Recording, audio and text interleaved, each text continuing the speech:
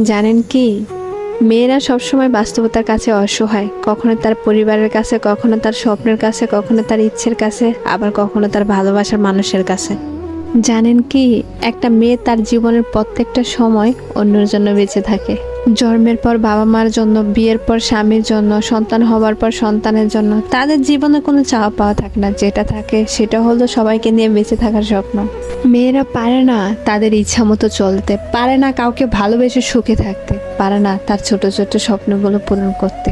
যদি বাবা মার কথা মতো চলে তাহলে সে খুব ভালো মেয়ে, আর যদি বাবা মার কথা অবাধ্য করে চলে তাহলে সে খুব খারাপ মেয়ে। ভালোবাসার মানুষটির হাত ধরে সে চলে গেলে ভালোবাসার মানুষটির কাছে সে খুব প্রিয়, অথচ তার কাছে না গিয়ে যদি পরিবারের কথা মতো চলে তাহলে সে স্বার্থপর, বেঈমান। শুধুমাত্র একটা মেয়েই জানে এই সমাজে চলতে হলে কত বাস্তবতার সাথে যুদ্ধ করতে হয়। মেয়ে মানে কিছু করার আগে হাজারবার চিন্তা করে করতে হবে এই সমাজ কি বলবে। মেয়ে নামের শব্দটি এক একজনের কাছে এক এক রকম, কারো কাছে বেঈমান, কারো কাছে স্বার্থপর, কারো কাছে প্রতারক। আসলে মেয়েরা স্বার্থপর, বেঈমান, প্রতারক কিছুই না। মেয়েরা যদি প্রতারক হতো তাহলে কোনো সন্তান এই পৃথিবীর মুখ দেখতো না। মাইরে মাইরে